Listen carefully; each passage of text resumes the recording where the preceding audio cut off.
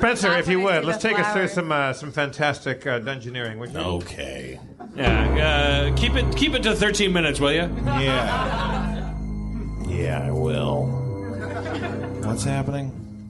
Last time on Harmontown, the gang was feeling pretty empty after their victory against Admiral Darkstar. Maybe it was the fact that the shards of power were still in the wrong hands, or maybe it was because Krista Berg kept barfing everywhere and cut off his penis. All was not well. They encountered their friend Morris Goldbright, who made a cameo appearance, noticing Krista Berg's strange behavior and a stranger stone that Chris had dropped from his hand. The stone burst, and at the same time, Admiral Darkstar's castle crumbled into a hole in the frozen earth. This enraged the rogue and caused him to attack Quark. Quark was having none of that, however, and threw Krista Berg's severed member into the ice hole. In response, Chris, possessed by ghoulish strength, hurled Quark down into the ice hole himself.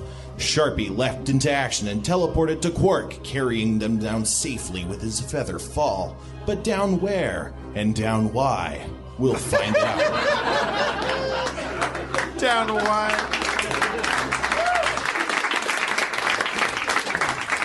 So right now, Sharpie and I are falling down into a down where? Yeah. Eyes locked. You've got me. Who's got you? Yeah.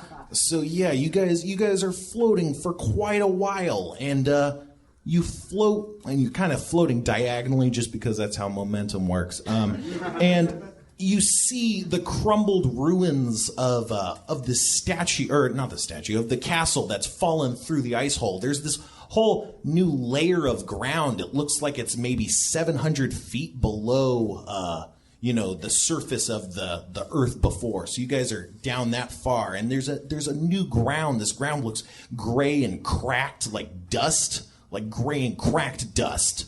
And you see this crumbled, destroyed statue on it looks like it's covering, or it's fallen upon like a giant pile of bones, like maybe a woolly mammoth sort of thing, but bones. Woolly bones mammoth. Can Sharpie and I feather fall upon that and land safely? Well, yeah, you're falling and you're on this cracked gray ground now.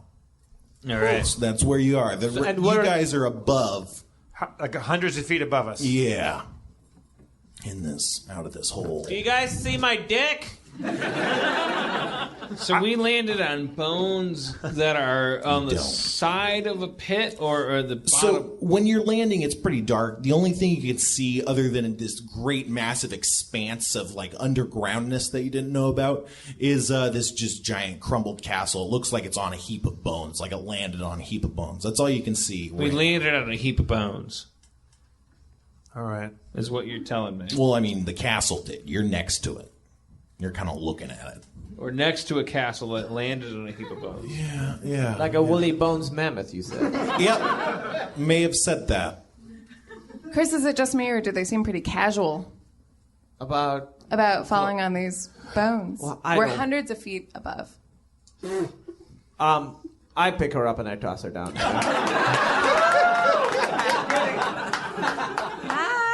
Yeah, that happens. Do I fall like a feather? I mean, no. I'm sorry. Oh, crap. That's gonna hurt. Oh, boy. All right. Wait. Oh, you guys down there, not you. Levitate. I have a spell called levitate. Oh, Can I cast that on a person? I'm gonna not look it up right this second and say yes. Can I target her if I hear her screaming? That's what I'm not looking up. As Mulrain plummets to what is almost certainly her doom, she gets within maybe 40 feet of the ground before being slowed and propelled by this levitating force that gently drifts you down to the earth. You kind of stop like a foot or so above it. Going down. I'm sorry. First floor, awesomeness. Thank you so much. Well, now it happens. If I jump down, will you guys levitate me too? Listen, I know I've done a lot of bad shit recently. But I think throwing the previous person down. But I'm feeling better. I don't know how many times I have levitate charged. I can shoot an arrow at you. I don't know if that's gonna help. No, I don't think it will. It could break your fall, maybe. The arrow? If he shoots it up, it'll like... It'll slow me down while killing me. Yeah. I could craft something. Well, that's true. I would like to cast some form of light spell. Okay. You know the one I'm talking about. Light, maybe? Yeah. I cast it on my thumb. Casting light upon your thumb. You hold it aloft to get a better view. And what you can see is a skinny figure approaching you. He looks real skinny. Uh-oh. He looks like a skeleton kind of guy. He's approaching. His hands are like this, and you can see they're glowing orange, like this. Hey, orange hands. Up in the air. Identify yourself. He hisses in a language you don't really understand. It's not common. Is it parcel tongue? You don't know parcel tongue, so you wouldn't be able to tell. Is he a skeleton? Yeah, he's a skeleton. Hissing. Any of Hissing you in guys a got language. relationships with skeletons? I mean, sometimes elves look like skeletons. Is he That's being true. And I hostile? speak Elvish. He's no, his hands don't look too hostile. I mean, they're glowing, I guess. Like glowing orange. Yeah. I walk up to him and introduce myself. I said, "How do you do, sir? My name is Quark. I'm a barbarian, and we could use your help right now. We're in the middle of a real predicament." He's like, he stares at you with his cold, blue, icy gaze, and he says, what is your name? What is your name? Quark. Quark. Well met, sir. You've come down here, which means you're in a desperate place. You got that right, Jack. Yeah. What are your compatriots' names? Doesn't really matter. Ask him what his name is. Huh? You're 700 feet away right now. Ask him what his name is. What? I can't hear you. You're 700 feet away. I feel bad. Okay, I'm sorry. What's your name and flames? We're Mulrain and Sharpie. That's good to know. What's your name, Jackson? I am Lenev, the rebel. I come from Tormod Tor, the city of unshackled dead. Oh, shit. Lenev. How come your hands are glowing? Oh, they just, yeah. That's just who I am. Are the shackles death? The shackles aren't death. Death is the mortal coil. The necromancers, you see, they shackle our souls to our bones and force us into labor. But if we can throw off those shackles, we gain something better than an immortality. Unmortality. What? Unmortality. You see, I'm not bound to any necromancer or dark forces. I simply exist until I stop. Are you bound to any gender identity? Are you bound to logic? I can't understand what the fuck you're saying. I'm so drunk. I'm sorry about that. I wish I could have prevented that or done something to help. No, I'm not going to do that. He's undead and he's enslaved. What is he saying? What is he... He's saying he's unmortal. You're 700 feet away.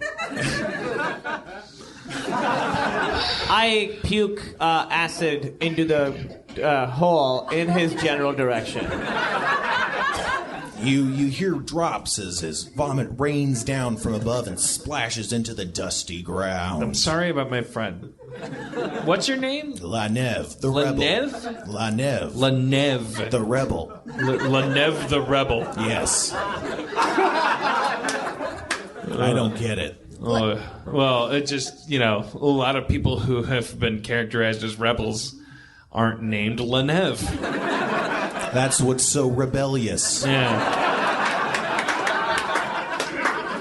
Were you raised a boy or a girl? A corpse.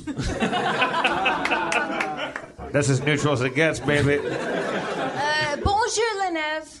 All right, How's it Lanev. going? How do we get out of here? Oh, out of here? Like up? I can't fly. Well, maybe not necessarily up, but how do we get out? And why are you talking to us? Oh, you just fell down here. Well, actually, I was sent out here as part of my duties for Tormod. You see, our crafts market has been just destroyed. Oh, no. By there's a castle that fell through the ceiling, and it just crushed it. It killed like 200 of our finest craftsmen. But there was a crafts market. And not like dead, like I'm dead, like dead, like double bad dead. Bad dead, yeah. Like double unmortal. Not like cool, glowing hands skeleton, like done, dead. Okay. That's why I'm here. I jump down into the well and I yell, "Save me!" Oh, shit. God damn it. Oh, boy. I'm a coming. That's a bold move. I'm coming. I'll try to levitate on him. Yeah, you got some more of those. Thank God. You hit the ground just a bit. Just a bit. You're fine though. Who's this fucker? I am Lenev, the rebel. I come from Tormod Tor, the city of unshackled dead. What is You that? have the touch of death about you, sir. Uh-oh. Yeah, Oh, yeah. shit, and you look like shit. I pull Lenev the rebel aside and go, look, Lenev, I just met you, and I've known this guy Christopher Berg a long time, but he's been acting really strange. Can you help us out with this? He looks like he has some sort of ghastly or spectral or evil presence lurking about, corrupting his soul and his mind. Do you have any advice? Yeah, you're gonna need to there's this rare plant that only grows some places. I don't even know where because we don't like plants too much. But I know what it's called. What's it called? It's called the Tarragon of Virtue. The Tarragon. Tarragon. The Tarragon of Virtue. Anyone who eats the Tarragon of Virtues, their soul will be cleansed and they'll be purified. All right. Guys, can we make this part of... I'm sorry, I know I've been a real shit. Can this part of the quest be, like, that we find the Tarragon of Virtue for me? It doesn't have to be the main thing. It could be like a sub-quest. It could be like a side quest. With my craft supplies, I construct a muzzle. That's some impressive crafting you got there. Thank you. I offer it to Christopher. What am I going to do with this? I think you should put this on. All right, as a show of good faith, Thank you. That's what it's for. It's a symbol. I shoot her with my laser beam. Oh, shit. It hits. Oh! You deal 6 laser damage. Holy smokes. All right. It's not feeling good. Whose turn is it? It's whoever's turn. Whoever wants to do a thing. I take my speedy longbow. I'm so sorry. I don't deserve to die. I don't think you're sorry. I am. My soul is corrupted. I have the touch of death about me. You heard Lenev the rebel. Let's find the Tarragon of Virtue for pity's sake. Lenev the rebel. Is there an exit we can get out? I can take you to a bone sage. Maybe they can help you. Bone sage. What? So one of our people is attacking our other people. I don't care about that. I take my speedy longbow and I fire 2 arrows at Christopher Berg. Okay. Shit. At his legs. This isn't constructive. It might not be, but you take 7 damage. Okay. That's in the legs. I use my armlet of spring Okay. thing. I ensnare Christopher. Yeah, that happens. I get it, guys. We gotta cool this shit out, I'm man. so sorry. I don't know what is going on. I mean, Do you see yourself pushing people down holes and things? only Are you after I present do when it. As soon as I do it, I'm like, oh, this is happening. I look for an exit behind Lenev where he came toward us. Even with your dark/low light vision, you can't see anything. It's all blackness. He's like, I could take you to Tormod Tor. That's all I got. Is that what the bone sage is? Yeah. Maybe we should go to Tarrant Tor. Let's go to the bone sage. Can you guys stop fighting for a little while? We go to the bone I sage. am so sorry. It's okay. No, he can't be trusted. Well, I take the muzzle and I peel it down and it entraps his arms as well. Because Okay. it's because I did that before. It's a thing I did. He's also entangled. He's all wrapped up. You're no threat right now, Kumail. He's entangled by me. Who is Kumail? Oh, nice. All right, That's I'm sorry. Just guys carry me or... I'll carry you. I take Krista Berg and I say, look, we're going to carry you to the bone sage of Tormod the Toboggan. Tormator you. How are we going Tormator. to carry him? Huh? How are we going to carry him? I'll carry him. I'm a barbarian. Are we going to tie him up? Did you have him He's ensnared? wearing a muzzle. Well, I ensnared him with... I carry him like at the end of Officer and a Gentleman, and I carry him out. Yes, Well, we and were I gave him a slaves. rope muzzle that covers his face and his hands. He can't bite. And I look at Krista Berg and I said, look, I'm going to carry you to the bone sage. No funny business. No. No funny business? No. No, there will be no funny business? Or no, there will be funny business? You heard me. I lean down and I just start making out with him. I'm holding him like a baby, and I do like the pieta, and I just start French kissing. I puke into his mouth. I puke back on his mouth. I achieve erection. I am in awe of his erection. Then I puke on it. And I go, can we fucking get to the bone sage, or are we going to keep puking on each other the whole way? Yep, no, I'm good. So. All right. Oh, he doesn't have a I dick. have no dick. Oh! No. Off to the side, I saw my penis get erect. Thank you for coming to Harmontown, everybody. That's our show. Holy moly. Wow. We got to start playing D&D a little earlier in the show, I think. Thank you, everybody. Thank you, Sarah, for coming up. Thank you, Aaron McGathy, Camille Nanjiani. I'm Jeff Davis. Spencer Crittenden. One more time for Dan Harmon, your mayor, everybody. Thank you. I hope you all learned a little something about Daniel Quinn and gender tonight.